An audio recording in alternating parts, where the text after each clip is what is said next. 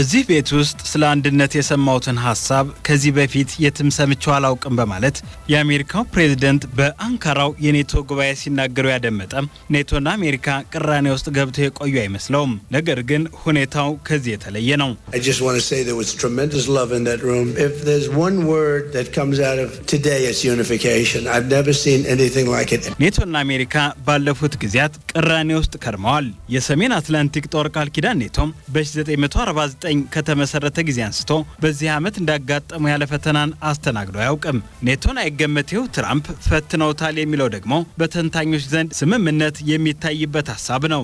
አውሮፓና ኔቶን ባረጀ መስፈሪያ የሚለኩ ናቸው የሚለው የትራምፕ ወቀሳ ለብራሰልስ የራስ ምታት ሆኖ ቆይቷል። ሩሲያ ዋና ስጋቴ ነች የሚል አቋምን ለሚያራምዱት የአውሮፓ የኔቶ አባላት በተለይ የትራምፕን ወጥ ያልሆነ አቋም እንደ ህልውና ስጋት መመልከትም ጀምረዋል። ትራምፕና ኔቶም ዋሽንግተንና ብራሰልስ በአንድ ዓመት ውስጥ ቅራኔያቸው ሰፍቶም ታይቷል። ትራምፕ ነገረ ግሪንላንድን ሲጎነጉኑ ሌሎች የኔቶ አባላት ኔቶን የሚያጠቃ የኔቶ አባል ተፈጠረ በማለት ትራምፕን ፊት ነስተዋቸዋል። የኔቶ አባል የሆነችው ዴንማርክ የግዛቷ ተቀጽላ አድርጋ የምትቆጥራትን ግሪንላንድን እጠቀልላለሁ ማለታቸው ደግሞ የኔቶና የአሜሪካን ግንኙነት ውስብስብም አድርጎታል። የኔቶ ወታደራዊ በጀትም ሌላኛው በኔቶና በአሜሪካ መካከል ለሚፈጠሩ ቅራኔዎች ምንጭ ሆኗል። አሜሪካ የኔቶን ወታደራዊ ወጪ ተሸክሚያለሁና ከዓመታዊ በጀታችሁ ላይ ለኔቶ አዋጡ የሚልን ሐሳብ ሰንዝራለች። በኔቶ አንቀጽ 5 የሰፈረውን በአንደኛው የኔቶ አባል ላይ ጥቃት ከተሰነዘረ በሌላ አባሉ ላይ እንደተሰነዘረ ተቆጥሮ ወታደራዊ ትብብር ይደረጋል የሚለውን ሌሎች አባላቱ ቁርጠኝነት አላሳዩትም የሚለውንም ትራምፕ ያነሱታል። በአንካራው ጉባኤ ትራምፕ የኔቶ አባላት በኢራን ጦርነቴ አላገዛችሁኝም በሚል ወቅሰዋል። ሰላም ጤና ይስጥልን አድማጮቻችን፣ እንዴት አላችሁ? በዛሬው የዳሰሳ ዝግጅታችን በአንካራው ጉባኤ የተነሱ ሐሳቦችን፣ የተፈጸሙ ስምምነቶችንና የአሜሪካንና የኔቶን ስንጥቅ የመጠገን ጥረት የተመለከቱ ሐሳቦችን እናነሳለን። አብራችሁን ትቆዩ ዘንድ ግብዣችን ነው። ክብራ ወሰንሩ ነኝ።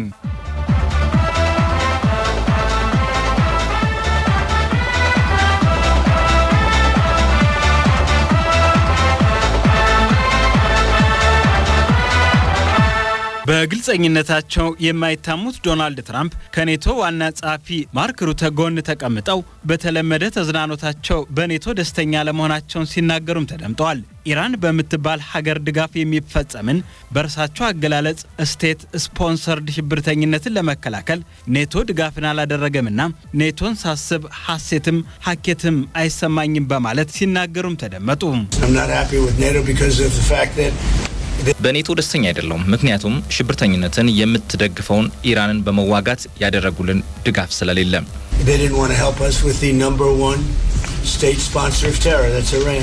ትራምፕ በኔቶ ስምምነት ተከናውኗል፣ በስፋት የተሰማው ድምፅ አንድነት ነው በሚል ሊሸነግሉ ቢሞክሩም በአንካራው ጉባኤ ከዚህ ቀደም በይደር የከረሙ ተቃርኖች ተሰምተዋል። ከኢራን ጉዳይ እኩል ሲያወዛግብ የነበረው የግሪንላንድ ጉዳይም አሁን አለመለዘቡን የሚያሳብቁ ሐሳቦች ተነስተውበታል።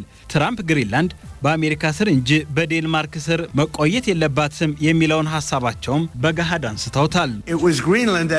ግሪንላንድ በአሜሪካ ስር እንጂ በዴንማርክ ስር መሆን የለባትም።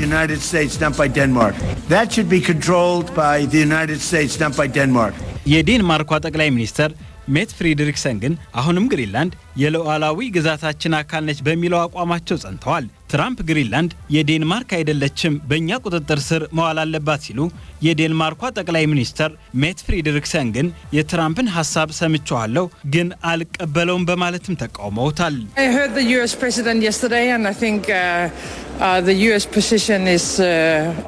የአሜሪካው ፕሬዝዳንትን የትላንት ንግግር አድምጨዋለሁ። እንደማስበው በዚህ ጉዳይ ላይ አሜሪካ ግልጽ ያለ አቋም ነው ያላት።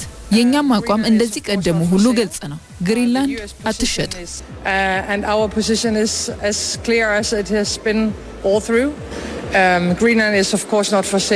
የአንካራው ጉባኤ ቢያንስ ያቀራርባቸዋል ተብለው የነበሩ ጉዳዮች አሁን በቅራኔ በተሞላ ንግግር ተሞልተውም ተስተውለዋል። የኔቶ ዋና ጸሐፊ ማርክ ሩተ ግን ይህንን የሚጋጭ ህልም ለማስታረቅ ሲሞክሩም ተስተውለዋል። ትራምፕ የቱርኪዮን ፕሬዝዳንት ረጅብ ጣይብ ኤርዶዋንንና የኔቶ ዋና ጸሐፊ ወዳጅ በመሆናቸው በጉባኤው ለዘብ ብለው ይቀርቡ ይሆናል የሚለውን ግምት አመድ አልብሰውታል። ግልጽ ተገማች ያልሆነ አቋማቸውም በክሱ ተንጸባርቀዋል። ይህንን የትራምፕ አካሄድንና አቋምን ከሌሎች የኔቶ አባላት ጋር ለማስታረቅ ሞክረዋል። ፍጥጫውንም አለዝበው የአንድነት ድምፅ የተስተጋባበት መድረክ ለማስመሰልም ጥረዋል። የአንካራው ጉባኤ ዋና ጉዳይ ዩክሬን ወታደራዊ በጀትና የግሪንላንድ ጉዳይ በስፋት ይነሳበታል ቢባልም አሜሪካ ውይይቱን ጠልፋው ነገረ ኢራንን አቀንቅናበታለች።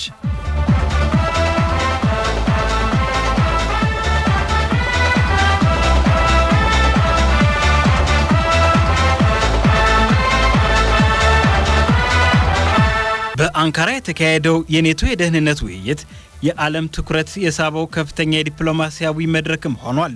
በውይይቱ ላይ የኔቶ አባል ሀገራት መሪዎች በአውሮፓ ደህንነት፣ በዩክሬን ጦርነት፣ በመከላከያ ወጪና በአሜሪካና በአውሮፓ መካከል ባለው የኃላፊነት ክፍፍል ላይ ጥልቅ ውይይትን አድርገዋል። ይህ ጉባኤ የወደፊት አቅጣጫ ላይ ያሉ ጥያቄዎችን እንደገና ማጉልቷል። በጉባኤው ዋና የውይይት ማዕከል ከነበሩት መካከል አንዱ የኔቶ አባል ሀገራት የሚያወጡት የመከላከያ በጀት ነበር። የአሜሪካው ፕሬዝዳንት ዶናልድ ትራምፕ በውይይቱ ወቅት አውሮፓውያን አጋሮች ለራሳቸው ደህንነት የበለጠ ኃላፊነት መውሰድ እንዳለባቸው አጽንኦት ሰጥተዋል። ትራምፕ በአሜሪካ ለኔቶ ከፍተኛ ወታደራዊና የገንዘብ ድጋፍ እያደረገች መሆኗን በመግለጽ የአውሮፓ ሀገራት የመከላከያ ወጪያቸውን ማሳደግ እንዳለባቸውም ጠይቀዋል።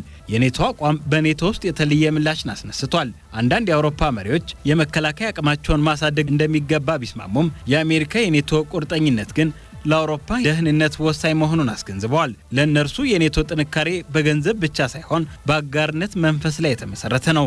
የኔቶ ዋና ጸሐፊ ማርክ ሩተ በውይይቱ ላይ የአባል ሀገራት አንድነት ዋናው የጥምረቱ ጥንካሬ መሆኑን አንስተዋል። እሳቸው የአሁኑም የደህንነት ሁኔታ አባላት በመከላከያ አቅም፣ በወታደራዊ ዝግጅትና በቴክኖሎጂ ዘርፍ የበለጠ እንዲሰሩም ጠይቀዋል። በአንካራው ውይይት ላይ ሌላው ትልቁ ጉዳይ የዩክሬን ጦርነት ነበር። ሩሲያ በዩክሬን ያላት ወታደራዊ እንቅስቃሴ ለአውሮፓ ደህንነት ከፍተኛ ስጋት እንደሆነም አውስተዋል። ለዩክሬን የሚሰጠው የጦር መሳሪያ፣ የገንዘብና የፖለቲካ ድጋፍን እንዴት መቀጠል ይገባል የሚለውም ሌላኛው የውይይቱ አስኳል ጉዳይ ነበር። ነገር ግን በዚህ ጉዳይ ላይ የኔቶ አባላት ሙሉ በሙሉ አንድ አቋም አላቸው ማለት አይቻልም። አንዳንድ ሀገራት ለዩክሬን የበለጠ ድጋፍ እንዲሰጥ ሲጠይቁ፣ ሌሎች ደግሞ የግጭቱ መስፋፋት አደገኛ ሊሆን ስለሚችል ዲፕሎማሲያዊ መንገድ እንዲጠናከርም ጠይቀዋል። የቱርክ ሚናም በውይይቱ ውስጥ ልዩ ትኩረትን አግኝቷል። ረጅብ ጣይብ ኤርዶዋን ቱርክ በኔቶ ውስጥ ያላትን ስትራቴጂካዊ ቦታ በመጠቀም በቀጣናዊ ደህንነት፣ በጥቁር ባህር ጉዳዮችና በዲፕሎማሲ ውይይቶች ላይ የተለየ ሚና እንዳላትም አንስተዋል። ከዚህ በተጨማሪ መሪዎቹ የወደፊት ስጋቶችም ተወያይተዋል። የሳይበር ስጋት፣ የሰው ሰራሽ አስተውሎት አጠቃቀም፣ የሳይበር ደህንነትና የመከላከያ ቴክኖሎጂ የኔቶ ቀጣይ የትኩረት መስኮች መሆናቸውን በስፋት አንስተዋል።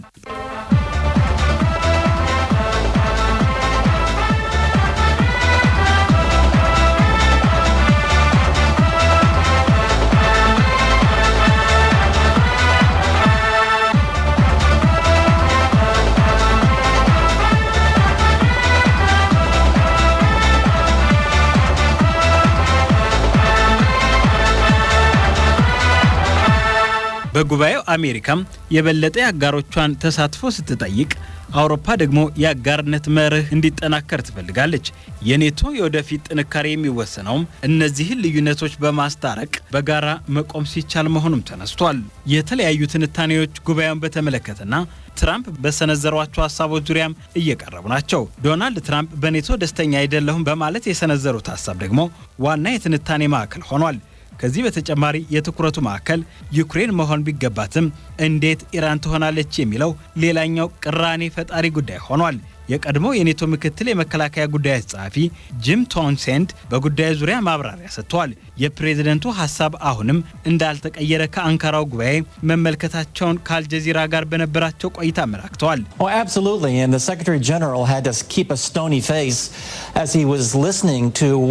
ትራምፕ ንግግር ሲያደርጉ ዋና ጸሐፊው ስሜታቸውን ማሳየት አልፈለጉም። ፕሬዝዳንቱ ይሉት የነበረውን ነገር ይከታተሉ ነበር። ትራምፕ ሐሳባቸውን አልለወጡም። በፊት ይጠቀሟቸው የነበረውን የንግግር ሐሳቦች በተደጋጋሚ አንስተዋል። እንዲያውም አሁን የአንዳንድ ሀገራትን ስምም ጠቅሰዋል። የአጋሮቻቸውንም ምናም አጣጥለዋል። ይህ ደግሞ አንድነትን የሚንድ ነው። ለአሜሪካ አሳፋሪ ክስተት ነው። አጋሮቹን መቋቋም የማይችሉት ደረጃ ላይ ደርሷል። This undercuts the alliance, it hurts unity, and it is embarrassing to the United States, and I think allies are tired of it. በዚሁ ጉዳይ ላይ በርካታ ተንታኞች ሐሳባቸውን ሰጥተዋል። የአውሮፓ ስትራቴጂካዊ ራስን የመቻል አቅም ዙሪያ በዋሽንግተን የሚገኘው ስትራቴጂካዊ የዓለም አቀፍ ጥናቶች ማዕከል CSIS የትራንስ አትላንቲክ ደህንነት ፕሮግራም ዳይሬክተር ሴት ጆንስ ለፎሬን ፖሊሲ በሰጡት ሰፊ ትንታኔ ጉባኤው የአውሮፓን የመከላከያ ፖሊሲ መሰረታዊ ቅርጽ የለወጠ መሆኑን ጠቁመዋል። ሴት ጆንስ እንደሚያስረዱት የአሜሪካ አስተዳደር አባል ሀገራት ከመከላከያ በጀታቸው ከጠቅላላ የሀገር ውስጥ ምርት እስከ 5% የሚሆነውን ለወታደራዊ ዓላማ እንዲመድቡ የቀረበላቸው ጥያቄ አውሮፓውያንን ወደ አዲስ እውነታ እንዳሸጋገራቸውም ነው ያነሱት። አሜሪካ ትኩረቷን ወደ ኢንዶ ፓሲፊክ ቀጣና ማዛወሯን ተከትሎም ይህ ጉባኤም አውሮፓ የራሷን የደህንነት ችግር በራሷ መንገድ እንድትሸፍን የተደረገ ይፋዊ የሽግግር ወቅት ጥሪ እንደሆነም ነው ሴት ጆንስ ያሰመሩበት። ከዚሁ ሐሳብ ጋር በተያያዘም የአውሮፓ የደህንነቶች ጥናት ተቋም ከፍተኛ የጂኦፖለቲካ ተንታኝ ፍሬድሪክ ቻሪዮን ለሌሞንድ ጋዜጣ በሰጡት ቃለ ምልልስ አውሮፓውያን የራሳቸውን መከላከያ ለማጠናከር የሚያደርጉት ጥረት ከቃላት ወደ ተግባር የተሸጋገረበት ጉባኤ ነው ብለዋል። ፍሬድሪክ እንደሚያመላክቱት በአንካራ በተደረሰው ስምምነት መሰረት አውሮፓውያን የአየር መከላከያ ስርዓቶቻቸውን የሳይበር ደህንነትና የወታደራዊ ቁሳቁስ ምርትን በራሳቸው አቅም ለማሳደግ የወሰኑት ውሳኔ የአውሮፓን ስትራቴጂካዊ ነጻነት፣ ስትራቴጂክ አውቶኖሚ የሚያረጋግጥ እንጂ ኔቶን የሚያዳክም አይደለም በሚል አውንታዊ ጎኑን አውልተውታል።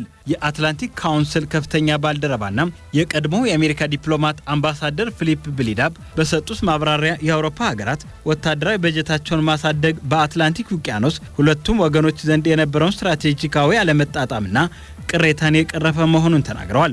አምባሳደር ፊሊፕ እንደሚያስረዱት አውሮፓውያን የራሳቸውን የመከላከያ አቅም በበቂ ደረጃ ካልገነቡ የአሜሪካ የውስጥ ፖለቲካ በኔቶ ላይ የሚያሳድረው ጫና ቃል ኪዳኑን ለከፍተኛ የመበታተን አደጋ ይዳረገው እንደነበር ማብራርተዋል።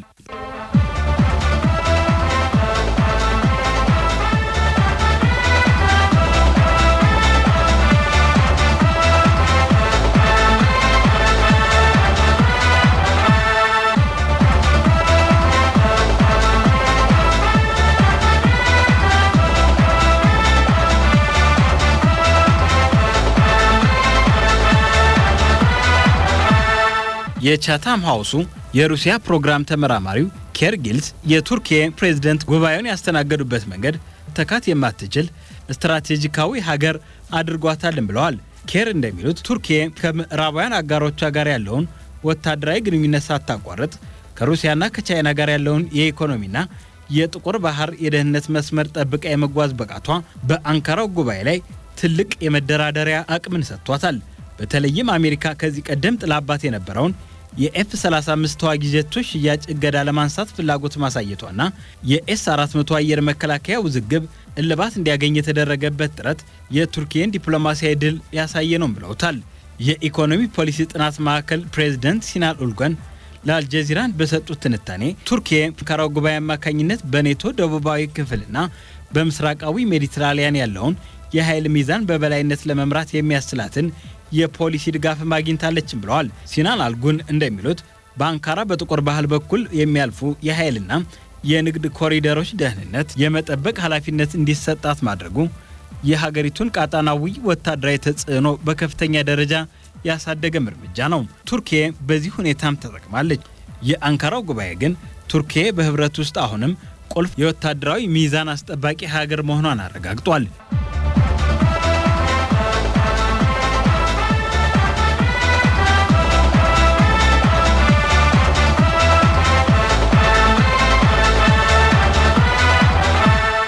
ሌላኛው መሰረታዊ ሐሳብ የዩክሬንን የረጅም ጊዜ ደህንነትና የምስራቅ አውሮፓን ወታደራዊ እንቅስቃሴ የሚመለከተው ነው።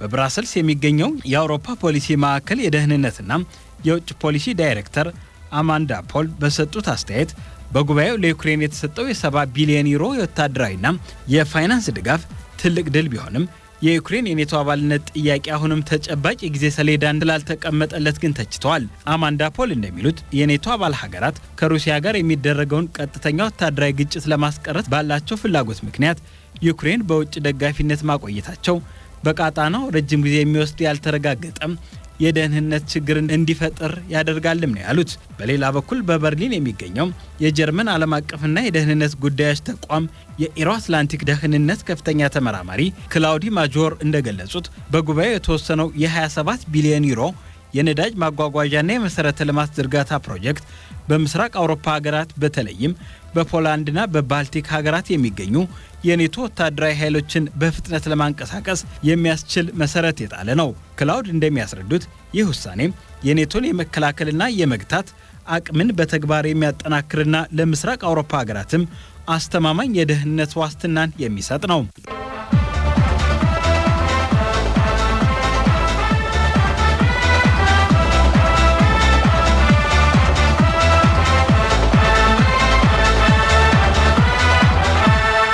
በዋርሶ የሚገኘው የምስራቅ አውሮፓ ጥናት ማዕከል ዳይሬክተር ቮይፒቺች ለፖለቲኮ ኢሮፕ በሰጡት ትንታኔም የምስራቅ አውሮፓ ሀገራት በአንካራው ጉባኤ የፈለጉትን የደህንነት ዋስትና ማግኘታቸውን አንስተዋል። እርሳቸው እንደሚያብራሩት የኔቶ ፈጣን ምላሽ ሰጪ ኃይል ኔቶ ሪስፖንስ ፎርስ በባልቲክ ሀገራት ድንበር አቅራቢያ በቋሚነት እንዲሰማራ መወሰኑ በሩሲያ በኩል ሊከሰት የሚችልን ማንኛውም ትንኮሳ ለመክታት እንደሚረዳም አንስተዋል። የሳይበር ደህንነት፣ የአርቲፊሻል ኢንተለጀንስ እና የጠፈር ወታደራዊ ቴክኖሎጂዎች አጠቃቀምም ሌላኛው የአንካራው ጉባኤ አበይት ጉዳዮች ነበሩ። ዋሽንግተን የሚገኘው የአትላንቲክ ካውንስል የሳይበር ስትራቴጂስቱ ማይክል ኑሪ በ26ቱ የአንካራ ጉባኤ ላይ የኔቶ አባላት በሳይበር ጥቃቶችና በአርቲፊሻል ኢንተለጀንስ የታገዙ የቃል ኪዳኑ ውስጣዊ የፖለቲካ አንድነትና የዓለም አቀፍ የኃይል ሚዛን ስጋቶችን የተመለከቱ ሀሳቦችም ተነስተዋል። የትራንስ አትላንቲክ ፕሮግራም ከፍተኛ ዳይሬክተር ታራ ቫራ ለአሶሺየትድ ፕሬስ በሰጡት ትንታኔ የአንካራው ጉባኤ የኔቶን የጥንካሬና የውስጥ ልዩነቶች በተመሳሳይ መልኩ ያሳየ መድረክ እንደነበርም ጠቁመዋል። ዶክተር ታራ እንደሚያብራሩት አባል ሀገራቱ በበጀትና ቴክኖሎጂ ትብብር ላይ ቢስማሙም ከቻይና ጋር በሚደረገው የጂኦፖለቲካዊ ውድድርና ከደቡብ ትብብር ሀገራት ጋር በሚኖረው ግንኙነት ዙሪያ አሁንም ግልጽ አቋምን አላስቀመጡም። የዓለም አቀፍ ግንኙነት ፕሮፌሰሩ ክሪስቶፈር ሂል የኔቶ ጉባኤም የኔቶን ህልውና በአዲስ መልክ የትርጉም ማዕቀፍ የሰጠ መሆኑን ተናግረዋል። ፕሮፌሰር ሂል እንደሚሉት ቃል ኪዳኑ ከአትላንቲክ ውቅያኖስ ባለፈ ዓለም አቀፋዊ የደህንነት አጋርነቶችን የመገንባት አቅሙን ያሳየበትና የወደፊት ጂኦፖለቲካዊ ውድድሮችን ለማቋቋም የሚያስችል መዋቅራዊ ዝግጅት ያደረገበት አጋጣሚ ሆኖም አልፏል። ሌላኛው በአንካራ የተካሄደው የኔቶ ጉባኤም የሩሲያ ዩክሬን ጦርነት ዋነኛ የመወያያ አጀንዳ ሆኖ ተነስቷል። የኔቶ መሪዎች ለዩክሬን የሚሰጠው ወታደራዊና የደህንነት ድጋፍ እንዲቀጥል በማረጋገጥ በ2026 7 ቢሊዮን ዩሮ የሚገመት ድጋፍ መመደቡና በ2027ም ተመሳሳይ ድጋፍ እንዲቀጥል ቃል መግባታቸውም ተገልጿል።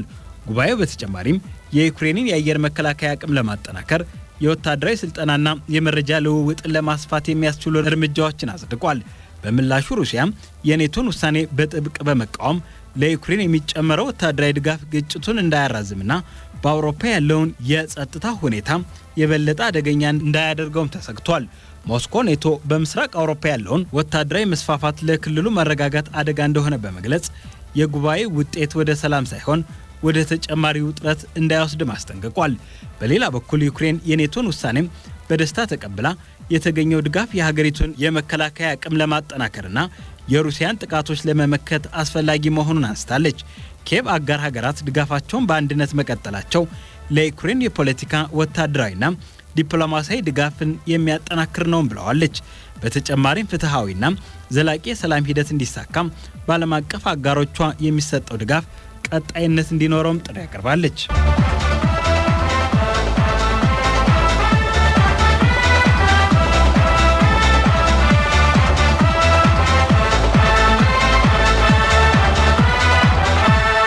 በዛሬው የዳሰሳ ዝግጅታችን በአንካራ ስለተደረገው የኔቶ አባል ሀገራት ጉባኤ የተለያዩ ሀሳቦችን አንስተናል።